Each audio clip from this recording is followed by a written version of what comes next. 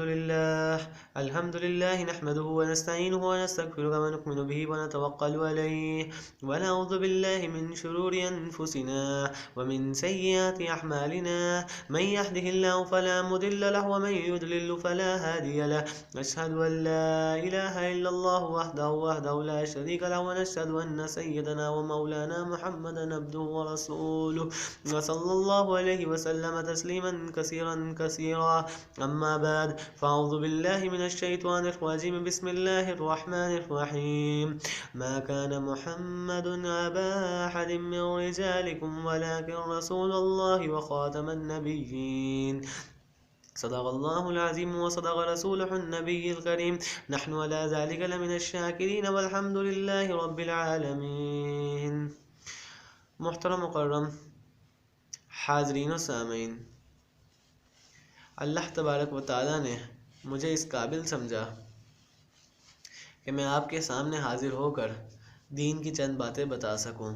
میرے دوستو، آج کی یہ جو آیت کریمہ تلاوت کی ہے، یہ سورہ احزاب کی آیت نمبر 40 ہے.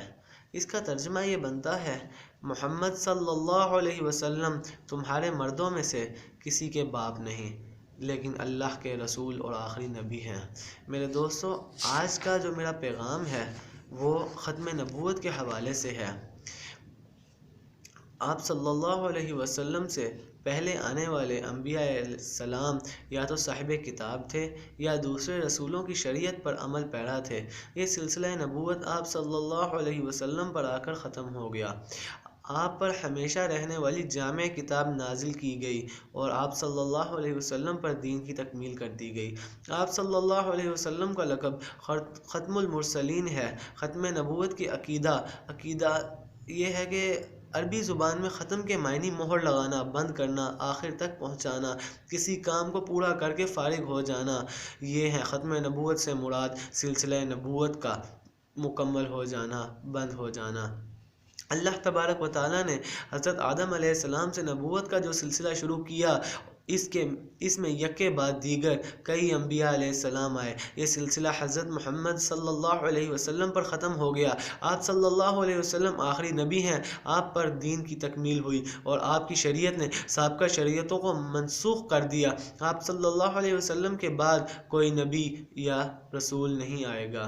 قیامت تک کے لوگوں کے لیے صرف آپ کی شریعت کی اتباع ضروری ہے اور کسی نئے شخص کو نبی ماننا کفر ہے.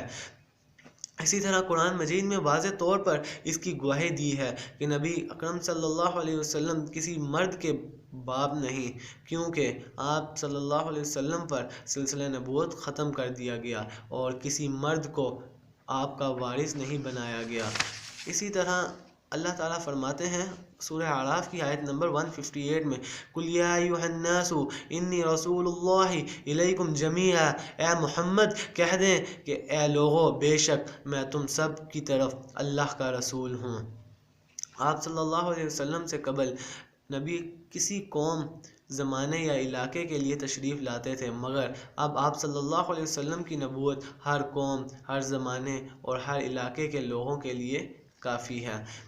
حضرت آدم علیہ السلام سے حضرت عیسیٰ تک ہر قوم کی تہذیب و تمدن کے تحت شریعتیں بدلتی رہیں اور احکام آتے رہے، لیکن حضور اکرم صلی اللہ علیہ وسلم کی نبوت کے بعد دین کی ایسی تکمیل ہو گئی کہ اب کسی دوسرے نبی یا دین یا شریعت کی ضرورت نہیں. صرف اسلام ہی دین کے طور پر اللہ کے بارگاہ میں قیامت تک مقبول ہے.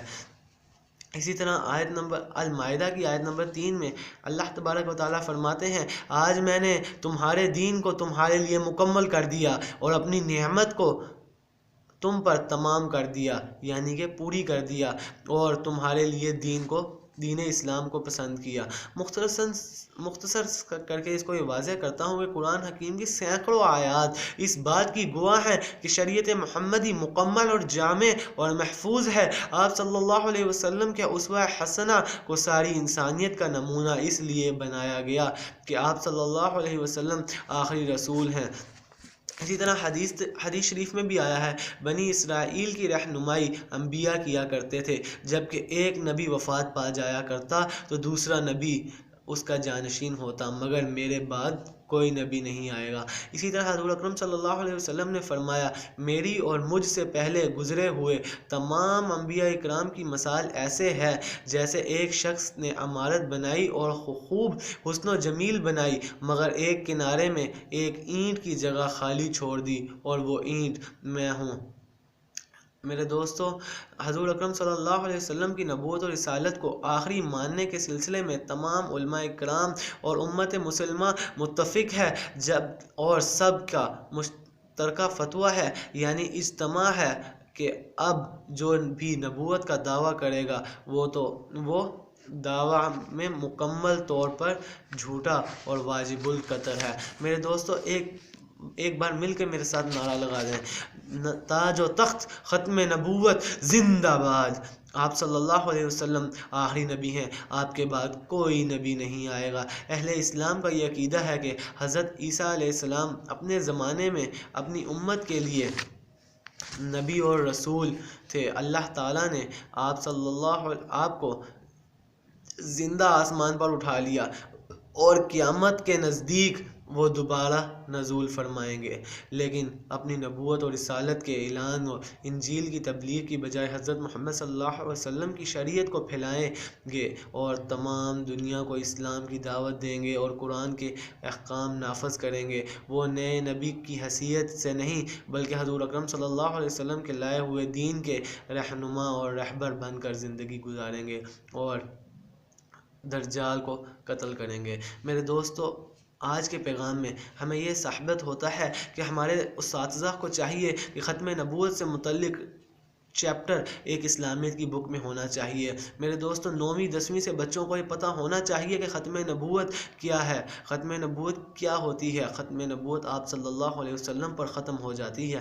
میرے دوستو، بعض یونیورسٹیز ایسی ہیں جہاں پہ قادیانیوں کا راج ہے۔ میرے دوستو، ہمیں قادیانیوں کو پیچھے ہٹانا ہے۔ قادیانی اس چیز پر متفق نہیں ہوتے، وہ اس میں ٹانگ اڑاتے ہیں۔ تو میرے دوستو، یونیورسٹیز میں بھی چاہیے، اساتذہ کو بھی چاہیے کہ یار بچوں کے لیے ختم نبوت کا موضوع اختیار کریں۔ ہر چیپٹر میں ختم نبوت کا، ہر اسلامیت کی بک میں ختم نبوت کا موضوع ہونا چاہیے۔